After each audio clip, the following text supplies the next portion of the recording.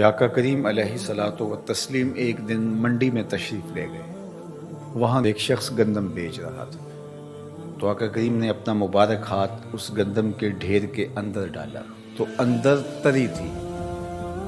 باہر خشک گندم تھی اور اندر اس کے تری تھی۔ تو آقا کریم علیہ السلام نے فرمایا من غشنا فلیس منا، جس نے ملاوٹ کی، دھوکہ دہی کی، ہمارا اس کے ساتھ کوئی تعلق نہیں ہے۔ حالانکہ گندم اگر گیلی ہو تو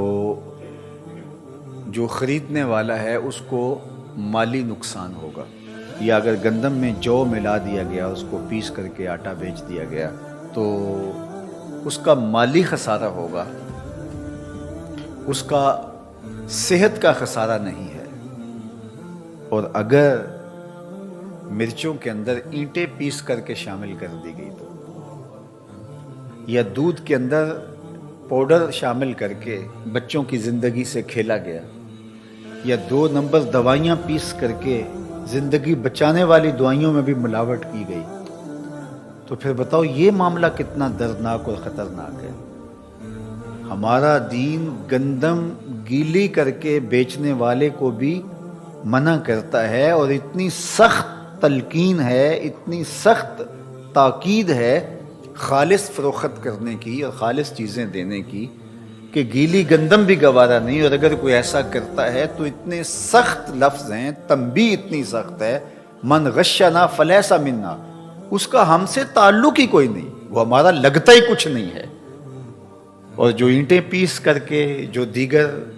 پتہ نہیں کیا کیا پیس کر کے مختلف چیزوں میں ملاوٹ کرے اور انسانی زندگیوں سے کھیل رہا ہو، تو بتاؤ کہ وہ کھڑا کہاں ہے، اور اس کا کیا تعلق دین سے ہو سکتا ہے، اس کا کیا ربط ہو سکتا ہے آقا کریم علیہ الصلوۃ والتسلیم کے لائے ہوئے دین سے۔ تو یہ ہمارا دین ہے جو ہمیں سکھاتا ہے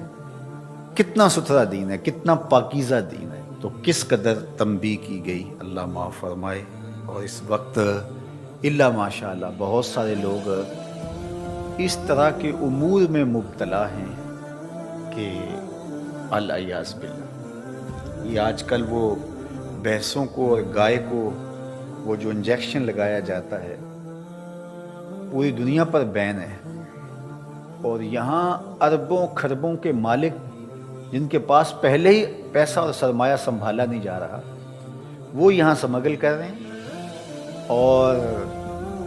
ہمارے ڈاکٹر چیخ رہے ہیں کہ اس سے چھاتی کا کینسر ہو رہا ہے، کتنے گھروں کے چراغ بجھ رہے ہیں، کتنی زندگیاں اجڑ رہی ہیں۔ یہ دودھ بچے پیتے ہیں، یہ دودھ جوان پیتے ہیں، یہ دودھ بوڑھے پیتے ہیں، لیکن تھوڑے سے نفع کے لیے ایک تو جانور کو کتنی اذیت دی جاتی ہے، اور دوسرا پھر اس کے اثر سے جو دودھ نکلتا ہے وہ چھاتی کے کینسر اور دیگر بیماریوں کا سبب بنتا ہے۔ اور ایسے انجیکشن یہاں لا کر کے فروخت کرنا یہ قانوناً بھی جرم ہے،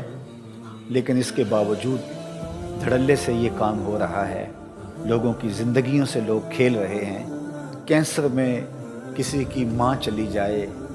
کسی کا بیٹا چلا جائے، کسی کی جوان بیٹی چلی جائے، اس کے گھر میں صف ماتم بچ جائے، لیکن اس بیچنے والے کو جو خربوں کا پہلے مالک ہے، اس کو کیا لگے، اس کو پیسوں کی مقدار بڑھانی ہے۔ اب یہ ٹوپی پہن کے محفل نعت میں آ کے بیٹھ جائے، یہ تبلیغی گشت اور چلے پہ بھی چلا جائے، اجتماع میں بھی چلا جائے،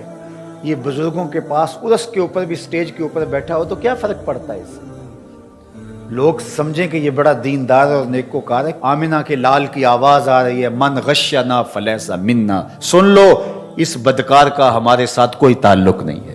جو لوگوں کی زندگیوں سے کھیل رہا ہے، لوگوں سے زیادتی کر رہا ہے۔ تھوڑا رزق کما لو، لیکن کبھی بھی کسی سے زیادتی نہ کرو۔ زیادتی پلٹ کے آتی ہے، کسی سے ظلم کرو گے تو وہ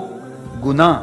جن کی سزائیں دنیا پر بھی ملتی ہیں ان میں سے ایک ظلم بھی ہے، اور آخرت کے اندر اس کی جو سزا ہے کتنی کڑی ہے، الیاذ باللہ۔ مکر اور دھوکہ دینا یہ آتش دوزخ میں جانے کا ذریعہ ہے۔ دھوکہ دینے والا اور فراڈ کرنے والا یہ جہنم کی آگ میں جلے گا اور سخت اذیت میں مبتلا ہوگا۔